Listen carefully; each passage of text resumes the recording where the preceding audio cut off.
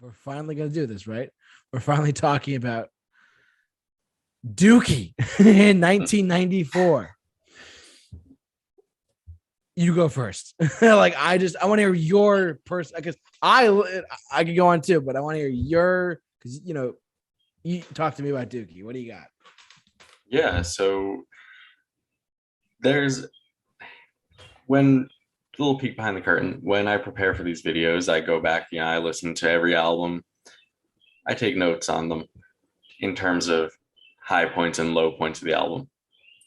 There's no low points on this album. There's nothing I could pinpoint and say that's a low point of the album. It's the first album of theirs that is consistently solid front to back. The cultural impact of Dookie cannot be understated. It was a massive album. It made them into household names.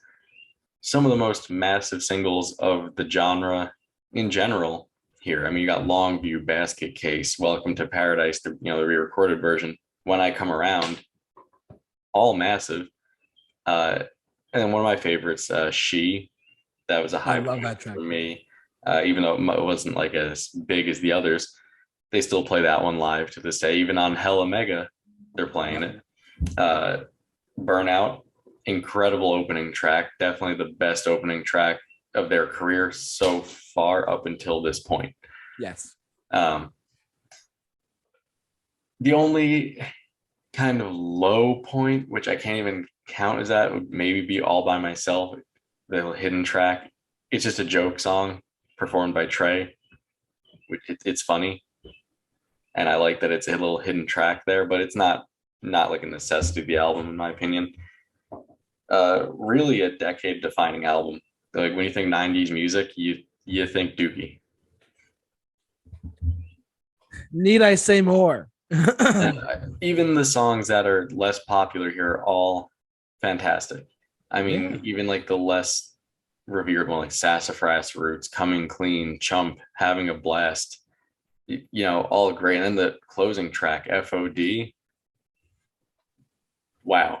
Like their best opener and closer of the first three albums right here. First major label album, got them kind of shunned in their local scene for a while.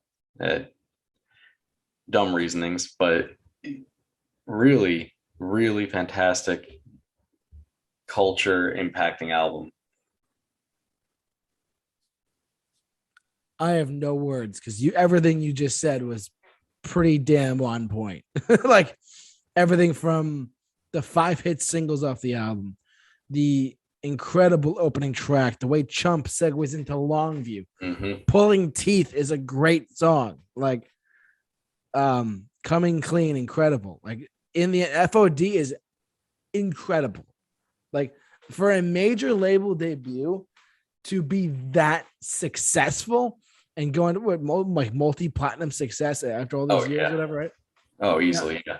And Rob Cavallo, the start of Rob Cavallo's working relationship with the band, longtime producer. He did such a good job with this album. It sounds great. The production still holds up. We're decades later at this point. Yeah, like almost 30 years old. Oh, God. Yeah. Yep. But everyone on this album sounds good. Billy's vocals, this is where I feel like he really came into his own as a vocalist as well as a songwriter. Yes.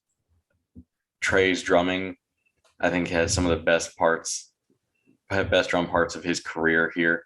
I mean, Burnout, incredible.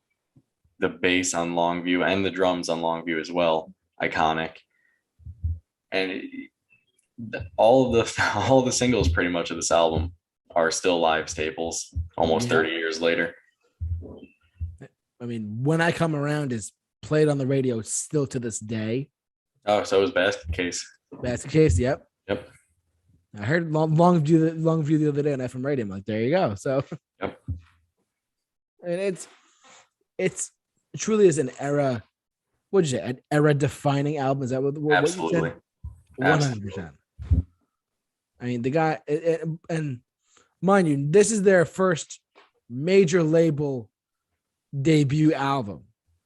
It was And all yeah. talk about iconic covers too. That's One of the most right. iconic album covers of all time here. I agree. It's Also had the era of the infamous mud fight when they played Woodstock. oh yep. The 25th anniversary of Woodstock. I forgot about that. Yep. Just an all-around incredible, like just an unbelievable album to this day. It is one of the best albums of all time. Truthfully, I would put it in the top 500, even the top like 300. Truthfully, just throw it in there. It's that good. I would put it in the top 100. There you go. Even better. There's so many other albums too. But yeah, incredible album, start to finish. Truly an incredible. I'm still sick. Truly, just an incredible album, start to finish. But the question is, Kyle, where does Dookie rank on your list? I'm a little scared. Here's where I get into. Here's where I start to get into trouble, because as objectively iconic as this album is, and how not only genre defining but culture and decade defining the 90s this album was and still is, I gotta put it at number 6. Oh my god. Way lower than most people's rankings. Oh my god. And I would have a heart attack. I'm gonna be honest, I was shocked myself when I went through, and because when I go through these, I listen to everything and I make that ranking of as I'm listening to them. And as I went through, I was like, you know what? These songs are all fantastic songs. They're all incredibly written. Can't say enough about how good it is. But for me, it goes at number 6. You really took me by surprise. I was like, he did. I know. I warned you before we started this that my list was going to be very controversial. He's gonna say number 3. I know it. What, number 6? No, I'm just kidding. But like, I was like, what, dude? Oh my god, how could you? All right. I'm taking it back. Give me a sec, everyone. Give me a sec. I have it at, truthfully, number 3. Might be a little bit higher than you, but not quite like that top tier. Incredible.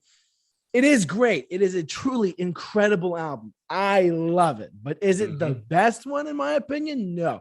I'm putting a little, not as low as you, but not as high as you as well. Yes, I think that's probably where a lot of people would put it. I'll get into my reasons for once we get into the other ones that I put above it. But I shocked myself, to be honest. I can't. Oh my god. I'm having a little bit of a stroke right now. I'm like, how? But then again, he is the Green Day guy. So there we go.